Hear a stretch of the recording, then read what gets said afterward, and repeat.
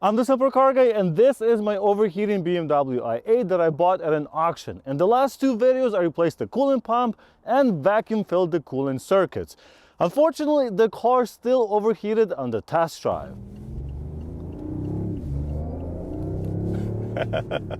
In this video though, I will tell you exactly what I did to fix the issue, and if you haven't watched the previous videos, I recommend you check those out to get the full story. In short, I went through the troubleshooting steps using a topology scanner, which led me to the coolant pump. I was cautiously optimistic, but still had my doubts. Going through the Carfax, I noticed that the coolant system was flushed shortly before the car was sent to the auction. So the dealer that owned the car definitely knew the car was overheating, but was not willing to do more than flush the coolant to fix the issue. Would the dealer really send the car to the auction because of a coolant pump? Seems unlikely, but this is an involved job. It took me a total of probably 5 hours to do this, and that's not including filling the car with coolant. The BMW i8 has a very complicated cooling system, but for the most part the process is the same as most other BMWs.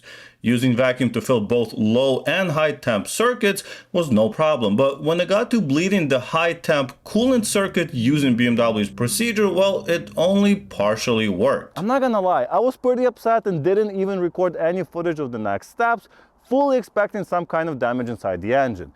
However, after scanning the car again, I noticed that the thermostat code has disappeared even though the car has overheated.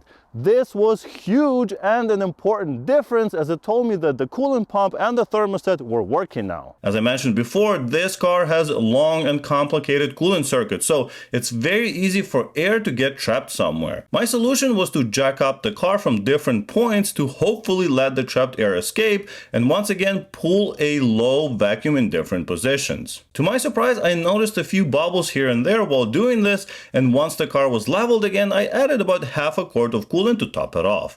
I then ran the bleed in routine again, and unlike the last time, the max temperature only reached about 95 degrees Celsius. Alright, so after running the bleed in routine twice now, I have decided to take the car for a drive in sport mode as is recommended by the procedure.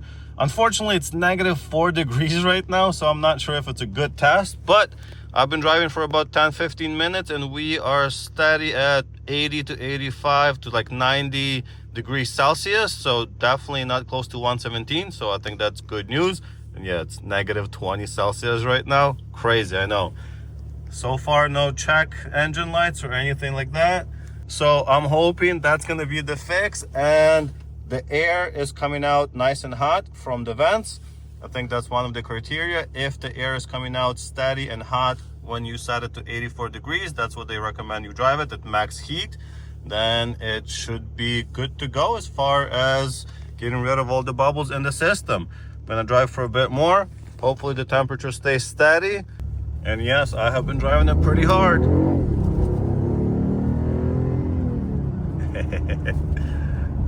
This is fun. Here's the data directly from the car. So I just wanted to confirm that my scanner was showing correct data, and indeed it is. So it's showing coolant temp at 85 Celsius, 85.5 Celsius. So that seems good. Yay! Well, I'm back from my test drive and I'm ecstatic. I just did 45 minutes of driving, and the most I've seen the coolant temp reach was about 93 degrees Celsius. So that's amazing. I think the normal operating temperature for this engine is between 90 and 110 or so. So that's great news. Yes, it's super cold right now. It's like -3 Fahrenheit or -18 Celsius. So I will definitely do a long test drive once it warms up outside, but so far that's great. On my last test drive a couple of days ago, before I did the second evacuation and bleeding procedure, well, after about 15-20 minutes, it went up to 117 degrees and the engine overheated. So I think this is great news. This might be hard to see, but I just wanted to scan the car quickly and see what codes we have remaining. So we have a few, as you can see. Let's see what those are. So we have something about the heating camera, base driver support. We also have this IC. So this is a signal status driving light, invalid. Not really sure what that one is, but doesn't seem that important. We have this e-call, emergency battery hardware failure. Well, this car wouldn't be able to get internet or service anyway because it's on 3G, and 3G has been disconnected in US. So yeah, I could technically replace the battery in the emergency module, but honestly, doesn't really need it. What else do we have? We also have CAS. So we have relay for heated rear window, line or disconnect. So I believe that's actually to do with somebody scratching off one of the lines on the rear window, but we'll look into that in the future. And then the last one is rain light solar condensation sensor. That's definitely to do with this one because I think it's right here. So yeah, we'll see if we can fix that in the future as well. But that's it. There are no codes for anything to do with the cooling system, so I am super happy. Car seems to be running well. Idle's fine. Ran great as well on my test drive. Quick look after the test drive to make sure there are no leaks. So we're looking at the bottom of the coolant pump. Looks pretty good. Also wanted to check out these connections right here. The coolant connections, those look good as well. No moisture or anything anywhere, so I think we're good to put all of the shielding back on.